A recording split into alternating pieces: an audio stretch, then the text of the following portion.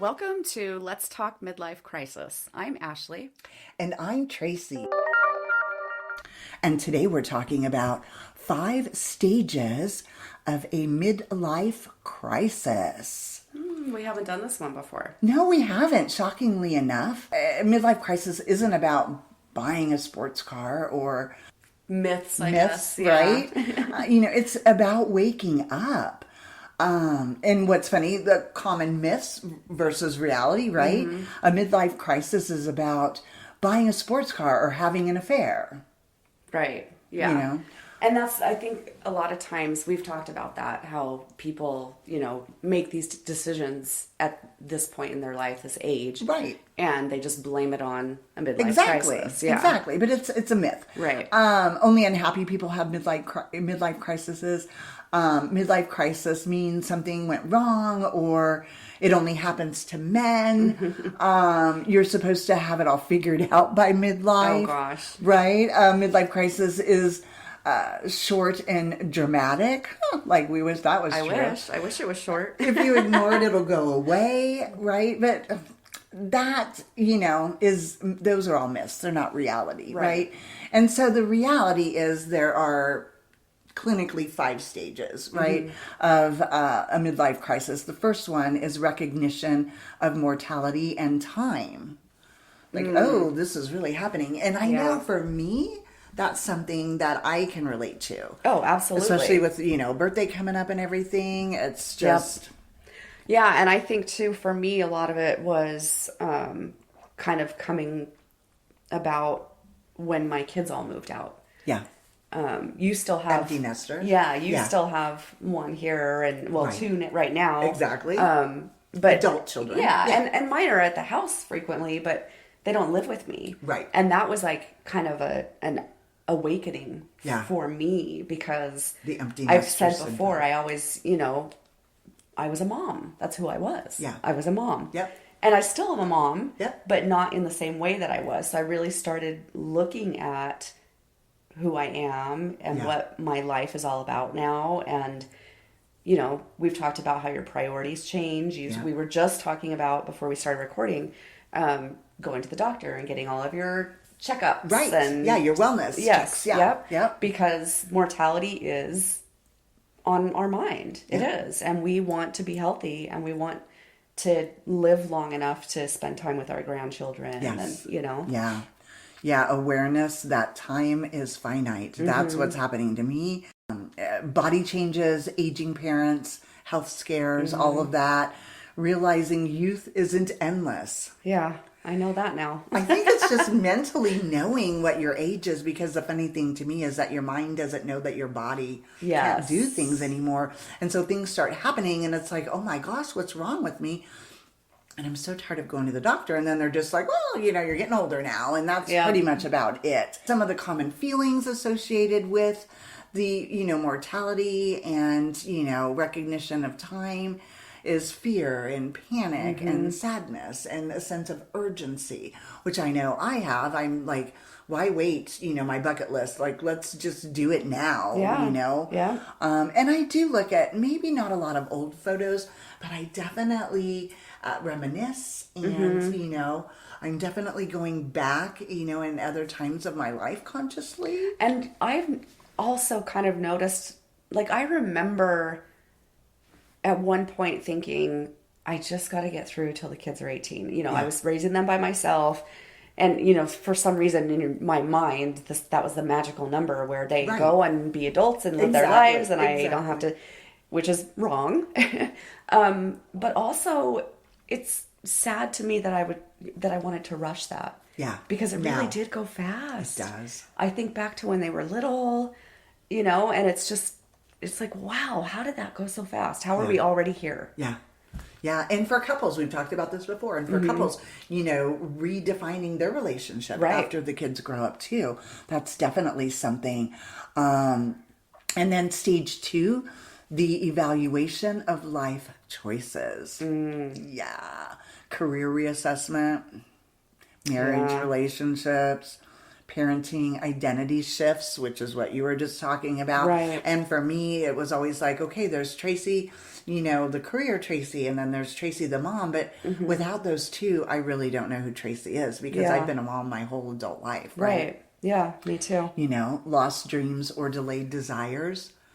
I don't think I suffer a lot from that. Like I said, not so much lost dreams, but just things that I want to do, like travel, whatever it is, spending more time with the grandkids, all of that, just trying to make those things priority right now. I don't know. Yeah, your priorities definitely changed a lot. And going back to like the marriage and relationships, like you're at a place now where you're like, okay, I'm gonna date. I'm ready to date. 2026 is my year. It's your year, and it's gonna happen. Yep. And that's great. I think it's amazing that you're ready to put yourself out there. Yeah. Well, the sad thing is, at the end of the day, after work and with the kids, I'm fine. I don't want to do it. It's work and effort that I really don't, put as a priority. And so now that's my goal. I don't make resolutions, but my goal for 2026 is to date. And I don't care if it's one date in the whole year, whatever it is, but I'm going to put myself out there. And as you saw last night when we went out, I was dressed up. You looked and great. I don't do that anymore. I just don't. Yeah. Whatever reason, but it's all good. But it's fun. And I think that's very common actually now for a lot of people. Yeah. Especially because since the pandemic, you and I can count on one hand how many times we've put makeup on. Exactly. It's just, we kind of got into that rut of not getting ready and not putting makeup on, which is fine. I save a lot of money. Yeah, exactly. And time. Yeah. But when I do it, I feel good. You feel good. You feel good. I know. And I look at myself and I'm like, wow. Yeah. I clean up real nice. Too pretty to sit at home. Too pretty to sit at home. Yeah, it's not, this isn't a regret. It's a clarity, I think, is what really happens. Because I've always tried to live my life with, as few regrets as possible. I think we all have them, but that's how I've always lived my life. So it's not like I have a lot of regrets. Right. But I think it really is just that clarity, like a new lens on life, right? Yeah. I don't know. Stage 3, desire for change. Something has to change. I just don't know what yet. Yeah. Restlessness, fantasizing about escape or reinvention, and big ideas, impulsive urges. It could be a career pivot fantasy. Right. I have that a lot. I actually last week looked at flight attendant jobs. Wow, that would be fun. But for like international flights. Yeah. And then I went from there to private jets, so VIP and stuff like that. Just because it was something that I wanted to do when I was younger. And I always thought, when the kids grow up. And then when I used to travel all the time, I thought, oh, hell no. I do not want to do that. But now all of a sudden I was thinking about it again. And unfortunately, and I was thinking about it like, well, what if I draw Social Security early? Because there's always that big debate now. Right. When should you draw it? But I thought, well, if I draw Social Security early, then I could take a pay cut, right? Because I'll have that supplemental income. But even with that, I was like, oh, snap. You have to start at the bottom no matter what. Yeah. And a lot of the VIP, customer, concierge, whatever they call them, you had to have a couple of years experience. You can't just roll right into it. Yeah. And likely they want somebody young and hot. But I thought, well, there maybe somebody, a couple would want somebody like me so that the woman isn't jealous of the person like, she'll be just fine, she'll be fine. But it could be anything, relationship shifts, moving, traveling, drastic lifestyle ideas, and I find that a lot with myself. Like sometimes I did this in the past, and maybe I was in a midlife crisis because it was probably in my 40s. Remember when I changed jobs? All of a sudden I walked out of my office one day and it was like, I want a different life. Right. So I broke up with my boyfriend, I quit my job, I got another job, and then ended up like a year later back at my old job, back with the same guy. Right. But maybe that was a midlife crisis and I just didn't realize it. Well, I think, we get to this point and sometimes things just feel stagnant. Yeah. And so you kind of need a spark, and you have to figure out how to find that without blowing your life up. Exactly. And just take baby steps, Yes. and try to think logically. And Yes. yeah, because I mean, that's a lot of change all at once. Yeah. Getting a new job, Yeah. breaking up with your boyfriend, Yeah. that's a lot. And sometimes that's when you can kind of go, okay, I regret doing that on a Right. whim, Right. I need Right. to think things through. Well, luckily it worked out for me because I was able to Right. go back to my old job exactly a year later. And back to the date, boyfriend. And back to the boyfriend. So it was like, oh, so now when I have those feelings or those thoughts enter my mind, I'm like, I pause. Right. Like, okay, do you really want that? And that's why when I was looking at jobs, flight attendant jobs, it's like, well, it doesn't hurt to look. Right. And then I look and I see what the wages are and all of that. And I'm thinking, well, maybe not. Yeah. Let's figure something else out. And then it wasn't at that time, but now it's like, okay, well, we'll try dating this year and Right. see how that works out. That's exciting. Okay, stage number 4, emotional turmoil. I don't recognize myself. That's huge. Yeah, one. Yeah. that's a big one. Yeah. Especially, so not just because you're at this point in your life where things are changing, like the kids moving out and your body and things like that, but I feel like a lot of people in midlife experience a lot of traumatic events. Yeah. Losing loved ones. Yes. Or close friends, whether it be due to an illness or, your parents just got older. Just a lot of things like that, I think, start to happen more because everyone around you is aging, Yeah. And maybe taking care of your parents. right. And I think that really affects us in kind of emotionally and in kind of understanding what we're going through and why. And, I've talked a lot about, that year where I had a lot of loss. Yes. I lost a lot of people and I was going through some issues with my kids and just everything all at once. And I literally felt like I was watching myself in a dream. Yeah. I was so detached from myself and it just felt so weird and nothing brought me joy. And, and I started going to therapy, started seeing a psychiatrist. And I think that's one thing you have to keep in mind is when you're going through these traumatic things, sometimes you do need to reach out for help. Yeah. Because it can put you in a really dark place. It's very scary. Yeah. Yeah. Grief for former identity, anger, sadness, irritability, and you don't know why it's happening, right? Right. I was very irritable yesterday, due to work. So it carried on to a little bit of our happy hour because I was like, and Dina was trying to talk and she's like, oh, I know you're not into details. And I was just thinking, like, I'm just so irritable now. You needed a beta blocker. Yeah. They're my friend. Blocker. Oh my God. Anxiety or depression, feeling invincible or overwhelmed. I think all of the above, right? Mm-hmm. And it's often the hardest and loneliest time, right? Yeah, definitely. It can be. So, but it's important to know that you're not broken and that you're shedding layers. I think that's a really good way to look at it, a good analogy, right? Yeah. You're just shedding layers like an onion. Our hormones are changing a lot too, which just amplifies it. Yes. So that's one thing that you need to understand is that the changes that your body's going through are going to affect your emotions as well. Yeah. So just be aware and reach out for help when you need it. Right. And go to the doctor. Get your blood drawn. We've talked about that countless times. Right. Stage 5, the pursuit of personal growth and reinvention. I'm choosing me intentionally.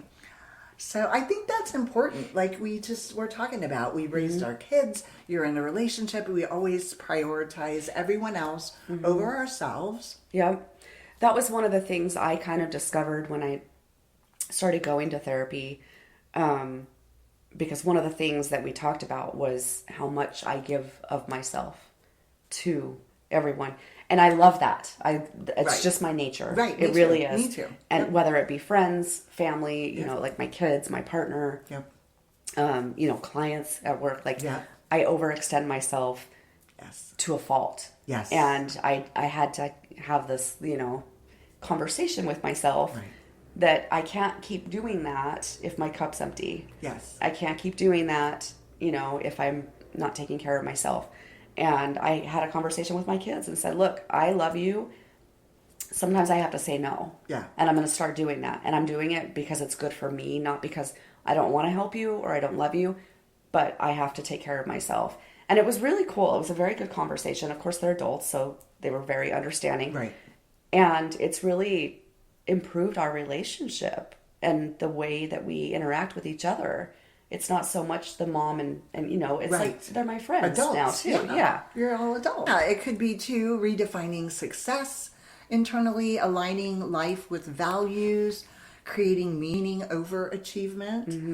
You know, because we were pretty career driven, Yes. right? Yes. In our earlier, younger years, and now where you own your own business, I'm just riding the wave out with my career. You know, I did receive a promotion last year, which was fine. And I raised my hand for it. Now, of course, it's like, oh, what did I get myself into? But in any event, I don't have the same career aspirations. I feel like I have met all of my career goals. And honestly, after all these years in the same industry, I don't see me changing now. Yeah. Maybe at some time after I retire, just doing something I enjoy. Oh, yeah. Like I was saying, like being a flight attendant and maybe doing something that where it takes me overseas. Right. Just because I want to travel, right? And it's a means for travel. Something along those lines. But other than that, I'm pretty content. You know, we were striving, you know, in our careers. Right. Climbing the ladder or and whatever, having all building that our being, resume. the Right. priorities there. So, Yeah. But yeah, setting clear boundaries, which is what you just talked about. More peace and less urgency.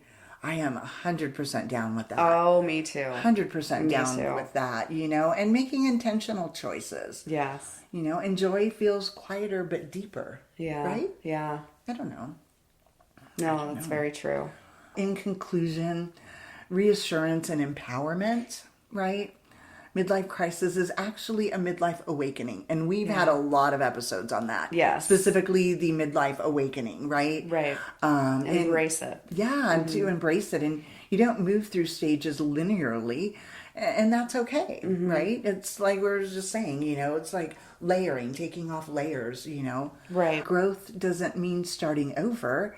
It means starting alignment. Yeah, absolutely.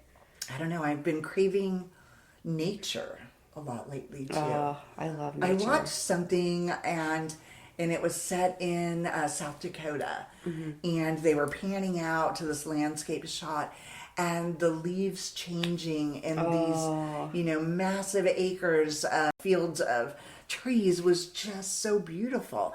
And Our country has some beautiful states. We really do. And you talk a lot about going overseas, which I would love to do, but I just think about all the different places in our own country US, that I haven't been. Yeah. I would love to go to Montana. Yeah. It just looks absolutely gorgeous. Me too. Maybe not in the winter. Yeah, no. Like spring or fall, right? Yeah. Or fall when the leaves change. Yes. And then I was realizing, again, with self-reflection, and it happens pretty quickly with me. It's not like I sit there for hours and think about it. It's like all of a sudden, in a nanosecond, you know, I just flash through my life. And it's like, I've lived in Arizona since I was 5. We moved out here when I was 5 from Chicago. So I have actually never lived in a place that has 4 seasons. Right. And that has, you know, changing the trees, changing leaves. Yeah. The color of the leaves and stuff like that. So it's just that in itself, right, is what's drawing me to it. And my vision is me walking barefoot, right? And looking at all acres and miles of leaves changing and clean air and hearing the sounds of nature. And something else that I've been thinking about too is then looking up and seeing the stars at night. Oh my gosh. I don't remember the last time I saw stars. Honestly. Our city's so big and there's so many lights. Light pollution. So we really can't see them here very well. But one of my favorite places to see the stars is Moab, Utah. Tracy, it is magical. You can literally see the Milky Way. Wow. I remember the first time I saw it, I'm like, what is that? And my sister's like, you've never seen the Milky Way? I'm like, no, never. I live in a huge city. Yeah. I mean, you're out in God's country. It is just breathtaking. And you look up and you literally see every single star in the sky. Yeah. It's amazing. I can't remember what the last decade that I saw stars, honestly. Isn't that a shame? Right? I mean, I see one or two, but for the most part, not lighting up the sky. Yeah. I don't know.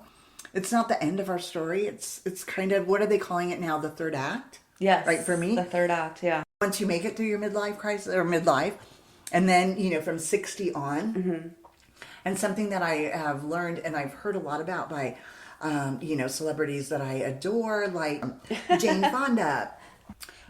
Who else just said it recently? And I was like, oh, I'm so with you on that. Anyways, it'll come to me. But you kind of stop caring, at this stage in our life, right? And it's not that we don't care, because of course we still care. Right. But there are things like with work and stuff that happened with me this last week, even 5-10 years ago, would have, kept me up at night. And I don't necessarily think it's not caring. I think it's, you just get to a point where you don't let things get to you. Yeah. Like you said, you don't, things don't keep you up at night that used to. Yeah. And I think that we get to a point where we are just kind of more balanced and level-headed and probably have more, our emotions in check a little more. Yeah, let's hope so. Right. And so, I think you just kind of get to a point where it's like things that, yes, normally would have really bothered you and kept you up.